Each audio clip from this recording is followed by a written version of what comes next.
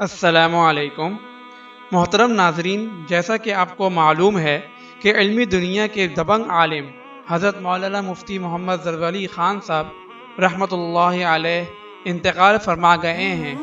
یہ ایک بہت بڑا ثانیہ ہے۔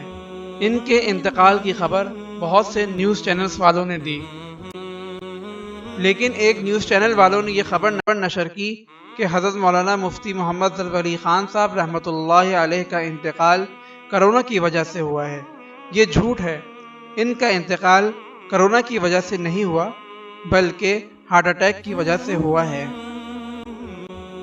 جیسا کہ وفاق المدارس العربیہ پاکستان نے ان کے بارے میں بتایا۔ حضرت مولانا مفتی محمد زرزولی خان صاحب رحمۃ اللہ علیہ کا انتقال ہارٹ اٹیک سے ہوا ہے، کرونا کی وجہ سے نہیں۔ حضرت تقریباً گزشتہ 3-4 سالوں سے سانس کے عارضے میں بھی مبتلا تھے۔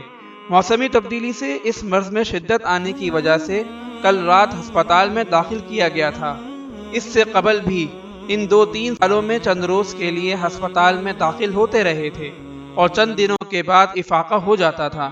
کل رات شدت کی وجہ سے ہسپتال میں داخل کیا گیا اور آج عصر کے وقت تک طبیعت کافی بہتر ہو گئی تھی، لیکن وقت اجل آ چکا تھا، اس لیے ہارٹ اٹیک سے حضرت رحلت فرما گئے۔ ایک میڈیا گروپ کی جانب سے جو خبر پھیلائی گئی وہ غلط اور بے بنیاد ہے۔